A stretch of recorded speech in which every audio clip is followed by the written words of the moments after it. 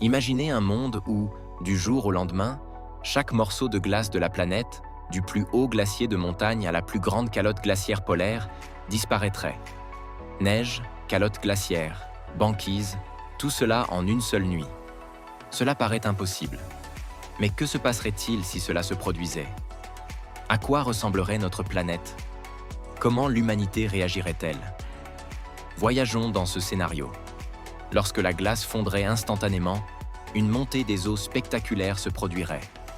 L'eau douce gelée, emprisonnée dans les glaciers, les calottes glaciaires et la banquise, seraient instantanément libérées.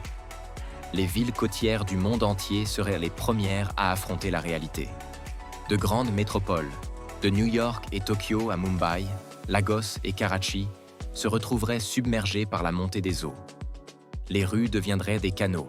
Les gratte-ciels seraient à moitié submergés. Les infrastructures portuaires emportées. Le littoral tout entier serait transformé. Habitations, centres commerciaux et monuments historiques du littoral disparaîtraient sous les eaux. Étant donné qu'une quantité importante de glace se transformerait soudainement en liquide, les océans se dilateraient non seulement par la fonte, mais aussi par l'intrusion d'eau douce modifiant les courants. Le changement radical du niveau de la mer se propagerait à l'intérieur des terres, remodelant les côtes en quelques heures et quelques jours. La carte du monde serait réécrite. Les nations qui bénéficient actuellement de longs littoraux verraient soudainement une grande partie de leurs terres disparaître. De petits États insulaires disparaîtraient. Tunnels, ponts, routes, voies ferrées, aéroports, beaucoup seraient inondés. Les économies fondées sur le commerce côtier et le tourisme s'effondreraient pratiquement du jour au lendemain. Il ne s'agit pas seulement de désagréments, il s'agit de déplacements humains massifs, de réfugiés par dizaines, voire centaines de millions, migrant vers l'intérieur des terres, loin de la mer. Si toute la glace fondait, les écosystèmes s'effondreraient. Ours polaires, manchots et phoques perdraient leurs habitats. Les torrents de montagnes issus des glaciers disparaîtraient, tuant les plantes et les animaux qui en dépendent.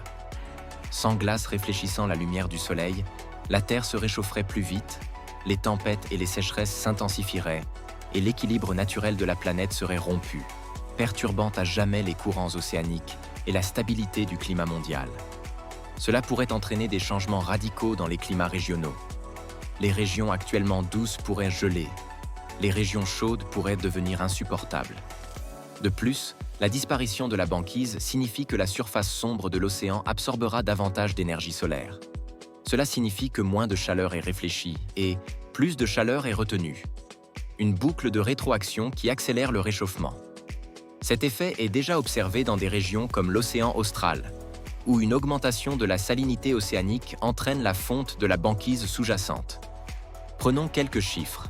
La glace combinée des principales calottes glaciaires du monde, au Groenland et en Antarctique, contient suffisamment d'eau pour élever le niveau de la mer d'environ 67 mètres, environ 220 pieds, si elle fondait entièrement. Une montée des eaux d'une telle ampleur engloutirait de nombreux pays de faible altitude. Prenons l'exemple du Bangladesh, des Maldives, de certaines régions d'Indonésie, des côtes égyptiennes et de la Floride. Du jour au lendemain, ces vulnérabilités se transformeraient en catastrophes. Les populations des zones touchées seraient confrontées à des menaces immédiates. Perte de logements, contamination de l'eau douce, déplacement de populations, épidémies dans les zones inondées.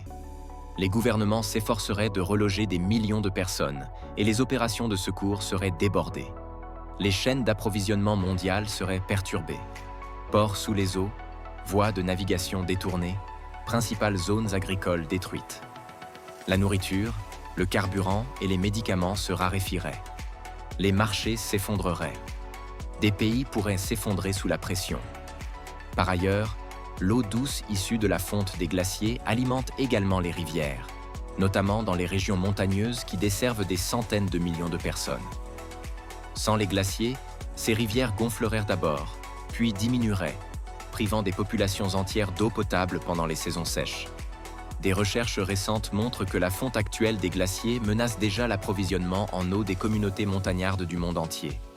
Les villes devraient construire d'immenses digues, reloger des millions de personnes et repenser leurs infrastructures. Le coût serait astronomique. Les compagnies d'assurance s'effondreraient sous le poids des demandes d'indemnisation. Les banques et les économies bâties sur l'immobilier côtier imploseraient. Des secteurs entiers, tourisme, pêche, transport maritime, seraient plongés dans le chaos. Avec des déplacements massifs et des pénuries de ressources, les troubles sociaux se propageraient. Les flux de réfugiés augmenteraient. Les pays de l'intérieur pourraient refuser d'accueillir des populations massives venues des régions inondées. Les tensions aux frontières s'intensifieraient. Les gouvernements pourraient échouer. Des guerres pourraient éclater pour l'eau douce, les terres arables et les routes migratoires. Au lendemain de la fonte des glaces, non seulement la géographie a changé, mais c'est aussi le début d'une instabilité mondiale. Voici un point que beaucoup de gens oublient. Lorsque d'importantes masses de glace disparaissent, la pression sur la croûte terrestre change. Cela peut déclencher des tremblements de terre ou des éruptions volcaniques dans des régions auparavant maintenues en équilibre par la charge de glace.